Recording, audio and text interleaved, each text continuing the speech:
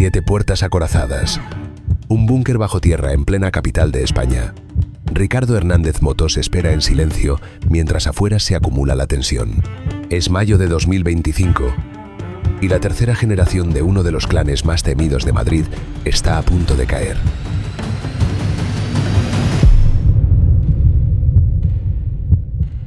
El 13 de mayo de 2025, la Policía Nacional ejecuta 4 entradas simultáneas en Madrid. Sector 6 de la Cañada Real, Rivas-Vaciamadrid, provincia de Cuenca. El operativo se despliega antes del amanecer. Las unidades se mueven con precisión quirúrgica. 20 personas detenidas, más de 8.000 euros incautados, armas largas, munición, 2 vehículos de alta gama.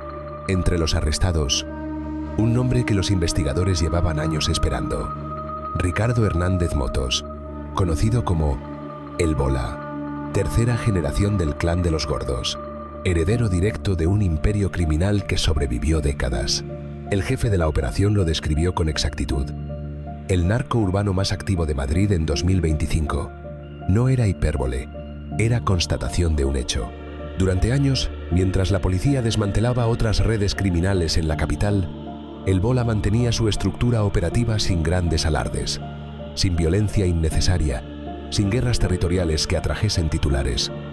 Solo negocio constante, metódico, heredado. La operación no fue improvisada.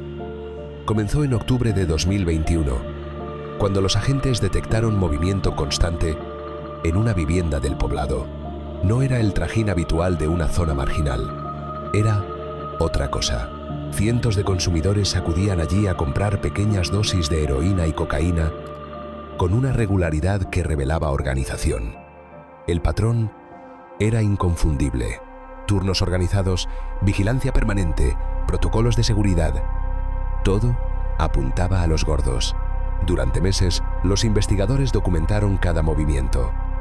Seguimientos discretos, escuchas telefónicas, vigilancias desde puntos ciegos. Identificaron a los vendedores, a los vigilantes, a los transportistas. Rastrearon el flujo de dinero, detectaron las reuniones de coordinación y confirmaron lo que sospechaban. La estructura familiar seguía intacta. Solo había cambiado de cabeza, pero algo no encajaba. Los patriarcas, Juan José Hernández y Adela Motos, habían sido condenados en 2013 a 19 años de prisión. Su hijo mayor, conocido como El Kiko, cayó en 2020 tras la Operación Maíz. 14 detenidos, 19 kilos de cocaína, $500.000 euros. La estructura parecía desmantelada. Los medios cubrieron la caída del clan como el fin de una era. Sin embargo, el negocio nunca se detuvo. Alguien tomó el relevo con la misma frialdad y el mismo método. Alguien que conocía cada engranaje porque había crecido observándolo. Alguien que aprendió de los errores de sus predecesores.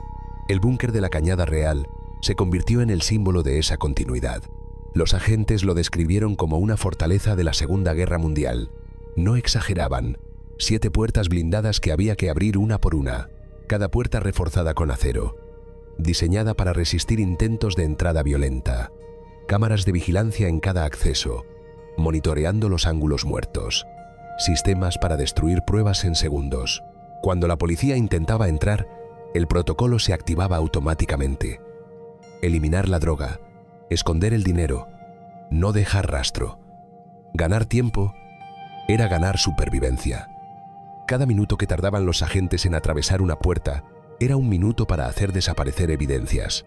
La construcción misma del búnker revelaba poder. No cualquiera podía levantar una fortaleza así en medio de la Cañada Real. Se necesitaba dinero, acceso a materiales de construcción especializados, contactos para transportarlos sin levantar sospechas y autoridad suficiente para que nadie hablara. El búnker era más que una medida de seguridad. Era una declaración de intenciones, una forma de decir: seguimos aquí. Ricardo Hernández Motos no vivía en la Cañada. Residía en Rivas-Vaciamadrid, lejos del barro y las chabolas. Dirigía desde la distancia, como sus padres antes que él. Mantenía un perfil discreto, sin alardes excesivos. Había aprendido de los errores de las generaciones anteriores. Los Ferraris y los yates llamaban demasiado la atención. El silencio protegía mejor que el lujo. Los titulares destruían más que las condenas. Pero la pregunta persistía. ¿Cómo un clan tan golpeado por la justicia logró levantarse 3 veces? ¿Qué hacía posible que cada generación heredara no solo un negocio, sino una metodología completa de control territorial? ¿Por qué ninguna operación policial, por contundente que fuera, conseguía erradicar la red definitivamente? La respuesta no estaba solo en la droga. Estaba en el lugar donde todo ocurría. Un territorio donde el Estado nunca terminó de llegar del todo. La historia comenzó décadas atrás. En los márgenes del sureste madrileño, la Cañada Real Galiana. Una vía pecuaria de más de 14 kilómetros que cruza varios municipios. Un territorio liminal donde el Estado nunca terminó de llegar del todo. Sin asfalto en muchos tramos, sin servicios básicos completos, sin presencia institucional constante, calles sin alumbrado público, chabolas levantadas sin permisos de construcción, ausencia de escuelas, centros de salud, servicios sociales. En ese vacío, los clanes impusieron sus propias reglas. Donde no manda el Estado, alguien más toma el control. Siempre, los Gordos nacieron allí.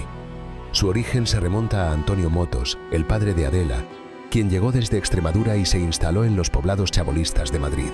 La Celsa, un antiguo poblado situado entre los kilómetros 3 y 4 de la carretera de Villaverde a Vallecas. Las Barranquillas, otro enclave conocido por la compraventa de droga y la peligrosidad en su interior. El Pozo del Tío Raimundo, en Puente de Vallecas. Valdemingómez, en la Cañada Real. Lugares donde la marginalidad estructural coexistía con economías ilegales que nadie más quería controlar. Antonio Motos entendió algo fundamental. En esos espacios olvidados, quien organizara la oferta controlaría el mercado.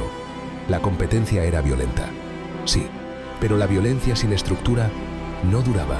El método sí. El matrimonio de Juan José Hernández y Adela Motos consolidó ese control durante los años 90 y la primera década del 2000. No eran figuras violentas en apariencia. No necesitaban serlo. Su poder residía en la estructura. Convertir el caos en sistema. Transformar el menudeo improvisado en una empresa criminal con jerarquías claras. Funciones claras. Jerarquías definidas. Protocolos rígidos. Vendedores en turnos de 12 horas trabajando en puntos de venta activos las 24 horas. Jefes de turno supervisando cada transacción, asegurándose de que no hubiera robos internos ni errores en las cuentas. Machacas. Personas adictas que cobraban en dosis por realizar encargos básicos. Transportar pequeñas cantidades. Limpiar las parcelas. Hacer recados. Aguadores. En muchos casos menores, que alertaban de cualquier movimiento policial con códigos simples. Primero fue la palabra agua.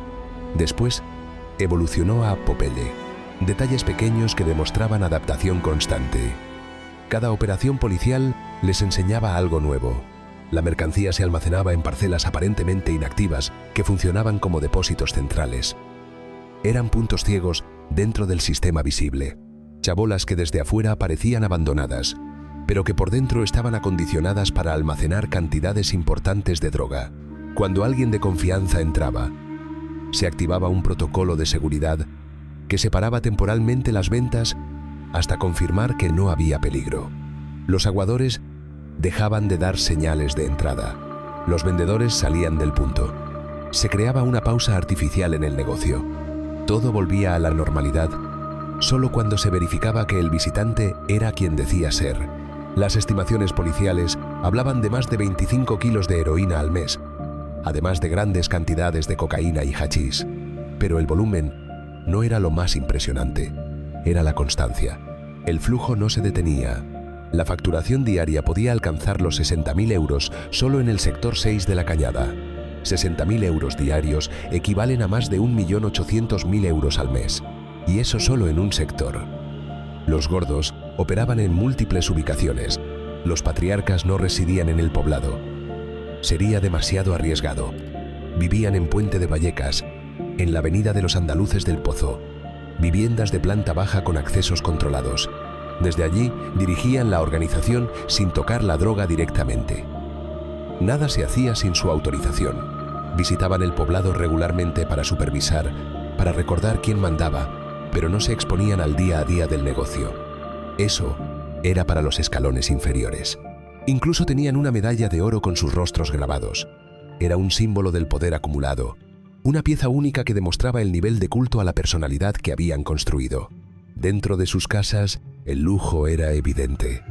Suelos de mármol, televisores enormes, joyas de oro macizo que pesaban cientos de gramos, cuadros recargados que cubrían paredes enteras. La ostentación era parte del lenguaje del clan. El dinero no se escondía, se mostraba. Coches de lujo aparcados en la calle, Ferrari, Lamborghini, Mercedes de alta gama, fiestas privadas con flamencos contratados por cifras altas, cantaores reconocidos que actuaban en eventos cerrados donde corría el dinero en efectivo, vacaciones en yates por Ibiza y Marbella, veranos enteros navegando por el Mediterráneo mientras el negocio seguía funcionando en Madrid bajo la supervisión de familiares de confianza. La segunda generación encarnó ese estilo con mayor intensidad. Los hijos del matrimonio crecieron en un entorno de privilegios donde el dinero no tenía límites. No conocieron la pobreza que sus padres sí vivieron. Para ellos, los coches deportivos eran juguetes habituales. Ropa de marca sin criterio pero con intención clara: demostrar que podían. Gucci, Dolce, Gabbana, Balenciaga. Combinaciones que cualquier estilista consideraría excesivas, pero que en el código del clan eran perfectamente coherentes. Cadenas pesadas de oro alrededor del cuello, relojes llamativos que valían decenas de miles de euros, anillos en casi todos los dedos. La imagen del nuevo rico se mezclaba con los códigos del clan. También organizaban fiestas privadas con prostitución de alto nivel, mujeres extranjeras traídas expresamente para eventos, hoteles de lujo en el centro de Madrid donde se pagaban grandes sumas en efectivo por servicios que duraban noches enteras. La noche era su territorio y se movían con sensación de impunidad. Reservaban plantas enteras de hoteles, alquilaban villas en la costa, organizaban encuentros donde el exceso era la norma y todo quedaba en familia. Nadie hablaba, nadie denunciaba. El silencio era parte del negocio, pero esa impunidad tenía fecha de caducidad. El clan ya era viejo conocido de la policía desde finales de los años 90. Entre 2011 y 2012 sufrieron operaciones que los debilitaron, aunque siempre lograban recomponerse. La estructura familiar permitía ese tipo de resiliencia. Caía un miembro, otro ocupaba su lugar, hasta que llegó mayo de 2012. Y todo cambió. Lo que diferenciaba a los gordos de otros grupos criminales no era solo el volumen de negocio, era la manera en que estructuraron cada elemento de la operación. Funcionaba como una empresa legítima. Había premios por puntualidad. Si un vendedor llegaba a su turno sin retrasos durante un mes completo, recibía un bono en efectivo o en producto. Sanciones internas por errores. Quien perdiera mercancía, quien vendiera por debajo del precio establecido, quien hablara más de la cuenta, sufría consecuencias que iban desde multas económicas hasta la expulsión total de la red. El flujo de clientes era constante. Cientos de consumidores pasaban diariamente por los puntos de venta. Algunos llegaban a pie desde barrios cercanos. Otros usaban las cundas, esos coches compartidos que funcionaban como taxis informales hacia el poblado.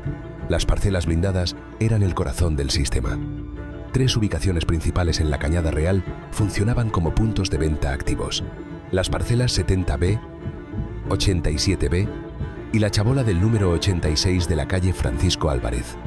Cada una tenía características específicas. Muchos accesos estaban reforzados con placas de metal. Algunos estaban conectados por pasadizos internos que permitían movimientos sin ser vistos desde la calle. Las cámaras cubrían todos los ángulos desde posiciones estratégicas. No era paranoia, era método. Cada medida de seguridad respondía a lecciones aprendidas en operaciones anteriores. Cada redada policial les enseñaba dónde estaban las vulnerabilidades. Los vendedores trabajaban en turnos definidos de 12 horas.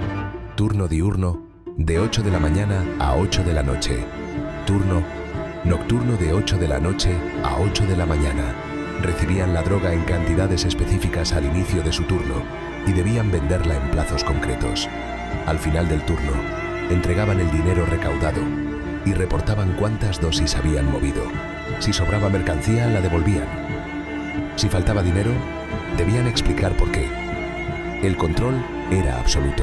El nivel intermedio, compuesto por personas de máxima confianza, custodiaba tanto la mercancía como el dinero. Eran familiares directos o individuos que habían demostrado lealtad durante años.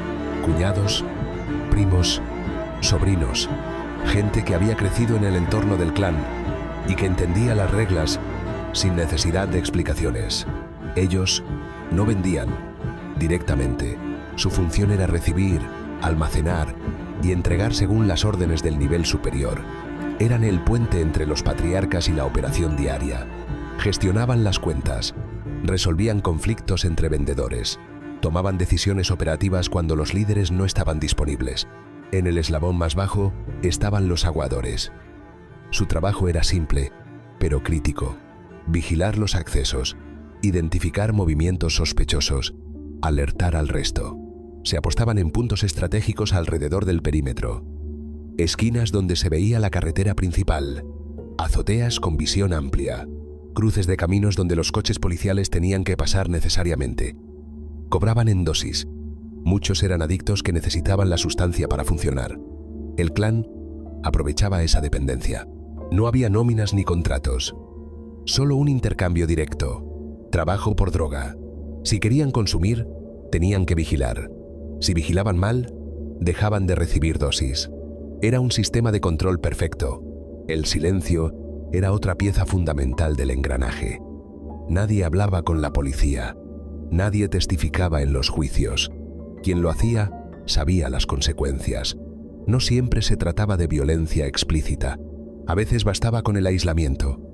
Perder el acceso al negocio significaba perder el sustento. En comunidades pequeñas y marginales, donde las opciones laborales legales eran escasas, esa exclusión equivalía a una condena social. Quedabas marcado. La gente dejaba de confiar en ti. Las puertas se cerraban.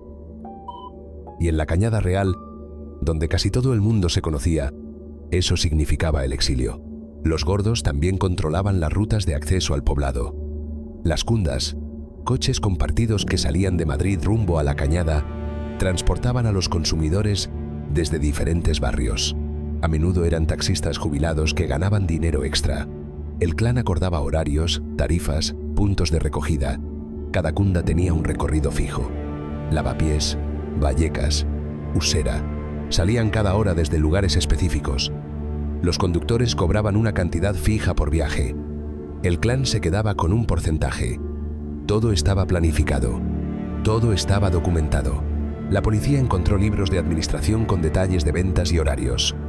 Cuadernos escritos a mano donde constaban fechas, cantidades vendidas, nombres de vendedores, incidencias. No era improvisación.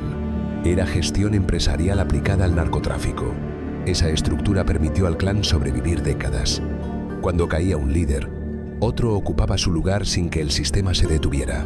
La lealtad no era hacia una persona, sino hacia el método, hacia la familia, hacia la certeza de que mientras el sistema funcionara, habría dinero para todos.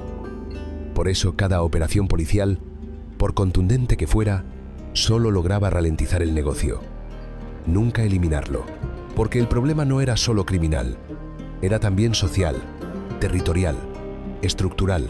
El 10 de mayo de 2012, antes del amanecer, varias unidades policiales entraron simultáneamente en las fortalezas del clan. La UDICO de Madrid había trabajado meses en vigilancias, seguimientos, escuchas. Conocían los movimientos, los horarios, las debilidades del sistema. Aún así, encontraron resistencia. Las puertas blindadas complicaron el acceso. Los pasadizos internos permitieron a algunos miembros intentar escapar, pero la sorpresa fue total. Además de las parcelas en la Cañada, registraron viviendas en otras zonas de Madrid, incluidas las residencias de los patriarcas en Vallecas. Adela Motos y Juan José Hernández fueron detenidos junto con otros 18 miembros del clan. 20 personas arrestadas. 18 ingresaron en prisión provisional. Por primera vez, la justicia no los acusó solo de tráfico de drogas. Aplicaron la figura de crimen organizado, un tipo penal más severo que permitía desmantelar la red como un todo. La condena llegó en 2013. 19 años de prisión para cada patriarca, multas de 800.000 euros. delitos contra la salud pública, tenencia ilícita de armas, pertenencia a banda criminal. El golpe fue histórico. Medios de comunicación cubrieron el caso como el fin de una era. La Cañada Real respiró diferente durante semanas, pero el alivio fue engañoso. Mientras los padres cumplían condena, la segunda generación tomó el relevo. El Kiko, hijo del matrimonio, asumió el liderazgo, mantuvo el legado. Mismas parcelas blindadas, mismos turnos de venta, mismos aguadores vigilando las entradas. La cadena de mando aseguraba que todo funcionara como un reloj. La presión policial aumentó. Cada redada debilitaba un poco más la estructura. Finalmente, el Kiko y varios de sus hermanos también terminaron detenidos y procesados. En julio de 2020 cayó la Operación Maíz. La policía ejecutó registros en la vivienda de El Kiko, en Alcalá de Henares y en Trasteros de Vallecas. Decomisaron 19 kilos de cocaína, 3 kilos de otras sustancias, 18 armas de fuego, 2.000 cartuchos y más de $500.000 de euros en efectivo. 14 detenidos, 6 de ellos en prisión provisional. El operativo había comenzado en febrero, pero el confinamiento por la pandemia lo aplazó. Aún así, según los investigadores, la actividad de venta en la Cañada no cesó. De ese vacío emergió Ricardo Hernández Motos, el Bola, uno de los 8 hijos del matrimonio fundador. Mientras las generaciones anteriores caían bajo el peso de operaciones policiales y condenas largas, él observaba desde un segundo plano. Aprendió qué funcionaba y qué no. Entendió que el exceso llamaba la atención. Decidió aplicar el modelo con ajustes. Ricardo Hernández Motos no era un improvisado. Había crecido viendo cómo funcionaba el clan. Conocía cada engranaje de la estructura montada por sus padres. Sabía de la importancia de la vigilancia, de la necesidad de los protocolos de seguridad, del silencio en el barrio. Cuando le tocó hacerse cargo, no inventó nada nuevo.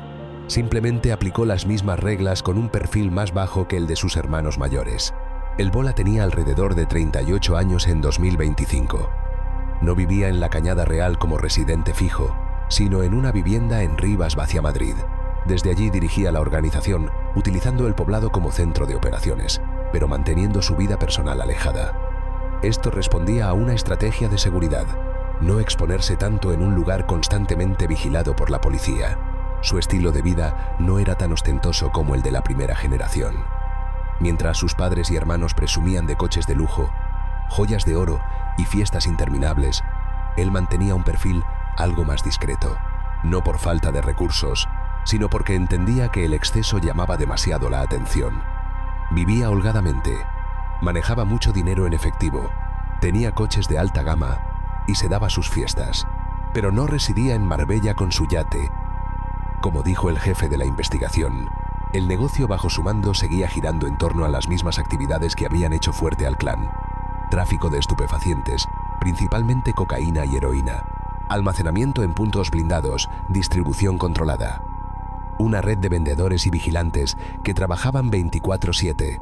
También se le atribuye tenencia ilícita de armas, algo habitual en este tipo de clanes, tanto para proteger la mercancía como para mantener a raya a posibles rivales. El punto clave del control de El Bola estaba en su búnker de la Cañada Real, una vivienda fortificada, preparada con medidas de seguridad que complicaban cualquier intento de entrada policial. Varias puertas reforzadas, cámaras de vigilancia y un sistema de observadores que le avisaban en cuanto detectaban movimientos sospechosos. El término Popeye había sustituido a agua, un simple código que demostraba que hasta los detalles más pequeños se adaptaban con el tiempo. La estructura interna del clan bajo su mando se mantenía organizada.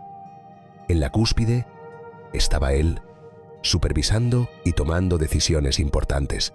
Por debajo, un grupo reducido de confianza se encargaba del búnker y de la distribución de droga. Más abajo estaban los vendedores, que trabajaban por turnos en los puntos de venta. Finalmente, los machacas y vigilantes, los eslabones más bajos de la cadena, que cobraban muchas veces en dosis en lugar de dinero. El Bola estaba replicando el mismo modus operandi que las generaciones anteriores. Aunque la presión policial nunca cesó, consiguió mantener el clan activo durante varios años. Su estilo menos ostentoso y su estrategia de mantenerse físicamente alejado de la cañada le dieron un margen mayor que a antiguos líderes. Sin embargo, con el tiempo, volvió a repetirse la misma historia que había acabado con las generaciones anteriores. La organización nunca dejó de estar en el radar de la policía. Para los investigadores, el Bola representaba la continuidad del clan. No era un líder improvisado ni alguien que se hubiera visto obligado a ocupar el puesto por casualidad. Era directamente el heredero natural de una estructura delictiva que había sobrevivido ya a 3 generaciones. En octubre de 2021 comenzó la investigación que lo llevaría a prisión. Los agentes detectaron el movimiento constante en una vivienda del sector 6. Vigilaron durante meses, documentaron patrones. Los seguimientos revelaron que el Bola mantenía una rutina específica. Visitaba la cañada en horarios concretos, siempre usando vehículos diferentes. Nunca llegaba directamente al búnker. Aparcaba a distancia y caminaba por rutas indirectas. Los investigadores identificaron a cada miembro de la red: vendedores en turnos, encargados del búnker, aguadores en las esquinas. Confirmaron que los métodos eran idénticos a los de generaciones anteriores, pero con ajustes de seguridad que demostraban aprendizaje. Durante año y medio, el grupo de operaciones de inspección zonal documentó cada movimiento: fotografías de vigilancia, escuchas telefónicas, seguimientos discretos desde vehículos camuflados. Identificaron las horas de mayor actividad, los momentos de vulnerabilidad, los puntos ciegos en el sistema de seguridad. En abril de 2025, el plan estaba listo. Solo faltaba ejecutarlo, pero había que hacerlo bien. Un error y el Bola podría desaparecer. Ya lo había hecho antes, en 2012, cuando cayó la primera generación. Estuvo semanas escondido hasta que lo encontraron en casa de unos familiares. Esta vez no podían arriesgarse. El 13 de mayo de 2025, las unidades operativas se desplegaron antes del amanecer. 4 de la madrugada. Oscuridad total. 4 entradas simultáneas coordinadas al segundo. Cañada Real, Rivas Vacia Madrid. Cuenca, Madrid capital. Cada equipo sabía exactamente qué buscar y dónde. 20 personas detenidas en cuestión de horas. El Bola fue arrestado en su domicilio de Rivas Vacia Madrid. Cuando los agentes entraron, lo encontraron dormido. No hubo resistencia, no hubo persecución. Lejos del barro de la cañada, pero no lo suficiente como para escapar de su legado. El búnker de la cañada confirmó las sospechas. 7 puertas acorazadas que había que abrir una por una. Cada puerta representaba un obstáculo técnico. La primera era la más simple, reforzada, sí, pero accesible con herramientas básicas. La segunda requería más tiempo, acero más grueso, cerrojos internos. A partir de la tercera, el nivel de protección aumentaba exponencialmente. Placas blindadas de varios centímetros, cerraduras de seguridad múltiple. La cuarta y quinta puertas estaban diseñadas para resistir incluso explosivos controlados. Las últimas 2 eran barreras casi impenetrables sin equipamiento especializado. Medidas para destruir pruebas de manera inmediata. Inodoros preparados para tirar grandes cantidades de droga en segundos. Sistemas de trituración rápida. Contenedores con ácido para disolver sustancias. Cámaras de vigilancia cubriendo todos los accesos desde ángulos múltiples. Monitores en una sala de control donde se veía cada aproximación al búnker. El sistema estaba diseñado para ganar tiempo. En cuanto los policías intentaban entrar, el clan activaba los mecanismos para deshacerse de la droga y del dinero. La consigna era clara: que no quedara rastro. Cada segundo que los agentes tardaban en atravesar una puerta era un segundo para eliminar evidencias. Cuando finalmente entraron, no encontraron grandes cantidades de droga. El protocolo de destrucción había funcionado parcialmente, pero sí hallaron útiles para el corte y envasado, balanzas de precisión, papel film industrial, bolsas pequeñas por miles, todo el equipamiento necesario para el menudeo a gran escala. También encontraron cuadernos con anotaciones, fechas, cantidades, nombres codificados, libros de cuentas que documentaban años de operaciones. Tener un búnker en la Cañada Real no era solo cuestión de seguridad, también era símbolo de poder. Construir algo así significaba disponer de mucho dinero. Se calculaba que solo las puertas acorazadas habían costado decenas de miles de euros, acceso a materiales especializados que no se compran en ferreterías comunes. contactos para transportarlos sin levantar sospechas y capacidad de imponer respeto en el barrio para que nadie hablara durante la construcción. Para los consumidores y los vecinos, el búnker era la prueba de que el Bola mandaba allí. Era la fortaleza visible de un poder invisible. Para la policía, era un recordatorio de lo difícil que resultaba desmantelar una estructura criminal que había aprendido a blindarse con los años. Literalmente, los registros confirmaron lo esperado. Un entramado criminal dedicado al menudeo de drogas, principalmente heroína y cocaína, en cantidades pequeñas destinadas al consumo directo. Dosis de 0,1 gramos, papelinas que se vendían por 10 o 20 euros. Sin embargo, el volumen de compradores era tan grande que el flujo de dinero era constante. Cada dosis vendida era parte de un negocio mucho mayor. Si se vendían 500 dosis al día a 15 euros de promedio, eso equivalía a 7.500 euros diarios. Más de 200.000 euros al mes. Y eso, solo en un punto de venta. El arresto de El Bola no fue uno más. Para la policía significó neutralizar al narco urbano más activo de Madrid en 2025. Un hombre con antecedentes penales, que ya había estado en el radar de las autoridades en operaciones anteriores, pero que había conseguido mantenerse operativo gracias a la fortificación de sus bases y a un estilo de liderazgo menos llamativo que el de sus padres o hermanos. Tras la operación, el juez decretó el ingreso en prisión preventiva para Ricardo Hernández Motos.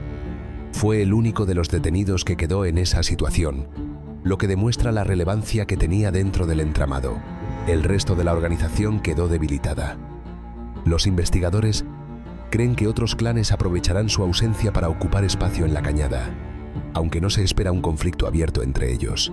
La detención de Ricardo Hernández Motos marcó el final de la tercera generación del clan de los Gordos, pero también abrió interrogantes sobre lo que vendría después. Lo primero es, ¿qué pasará con él en el plano judicial? El procedimiento penal es largo y los cargos podrían variar. Se le imputan delitos de tráfico de drogas, pertenencia a organización criminal y tenencia ilícita de armas. La defensa buscará rebajas. Los jueces delimitarán responsabilidades. Falta por ver cuál será la condena definitiva. Si sigue el patrón de sus padres, podría enfrentar más de 15 años de prisión. Otro punto en el aire es el alcance económico real de sus actividades. La operación incautó poco más de 8.000 euros en efectivo y 2 vehículos de alta gama. Una cantidad baja, considerando el volumen de negocio que se le atribuye al clan. El dinero se movía de otra manera, tal vez en cuentas a nombre de terceros, invertido en negocios legales, propiedades adquiridas a través de testaferros. No se sabe qué patrimonio acumuló el Bola, ni qué bienes pudo esconder.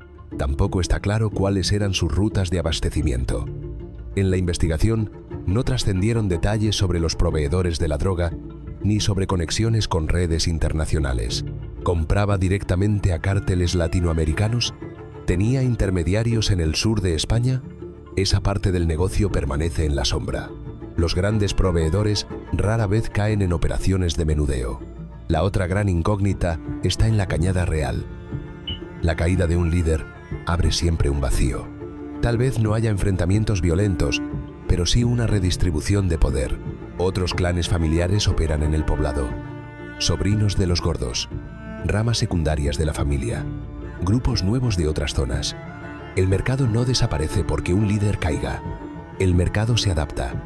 Lo cierto es que a pesar de los golpes policiales, el clan de los Gordos siempre encontró la forma de levantarse. Ocurrió con la primera generación, condenados en 2013, pero su estructura sobrevivió. Pasó con la segunda, desmantelada en 2020, pero alguien más tomó el relevo. Lo mismo sucedió con el Bola, que levantó un búnker fortificado como de la Segunda Guerra Mundial. Cada generación recibió un golpe, pero logró recomponerse. La pregunta ya no es si caerán. La pregunta es cuánto tardarán en volver. El escenario lógico es que tarde o temprano aparezca una cuarta generación. Puede que ya esté en marcha, esperando la oportunidad. Puede que alguien de la familia esté observando desde fuera, aprendiendo de los errores. Esa es la dinámica que se repite en la Cañada Real. Un relevo casi automático. Porque el problema no es solo una familia, es un sistema, es un contexto, es una economía informal que llena un vacío que el Estado dejó abierto. Para la policía, Esto supone un desafío enorme. Cada operativo requiere años de investigación, escuchas telefónicas que necesitan autorizaciones judiciales, seguimientos que consumen recursos, coordinación judicial que depende de fiscales y jueces con agendas saturadas. No es cuestión de semanas. Durante ese tiempo, quienes sufren las consecuencias son los barrios de Madrid y la sociedad española. El daño no se mide solo en muertes o violencia directa. Se mide en los jóvenes de 14 años que empiezan a consumir heroína porque es accesible y barata, en las familias que se destruyen por la adicción, en aquellos que terminan entrando en la red del clan porque no encuentran otras opciones, en los niños que crecen, normalizando la presencia de droga en su entorno, en las madres que tienen miedo de que sus hijos salgan a la calle, en todo el tejido social que se deteriora cuando una economía criminal se normaliza. La Cañada Real, con su pobreza estructural y su falta de control institucional, sigue siendo el escenario perfecto para que estos clanes se reproduzcan. Mientras las condiciones no cambien, el ciclo parece destinado a repetirse. Sin servicios básicos, sin oportunidades laborales, sin presencia del Estado más allá de operaciones policiales esporádicas, el terreno seguirá siendo fértil para el narcotráfico. Cada generación hereda no solo un negocio, sino también un contexto que facilita su continuidad. Un lugar donde las reglas del Estado nunca terminaron de imponerse, donde la marginalidad se convirtió en identidad, donde la economía ilegal es, para muchos, la única economía posible.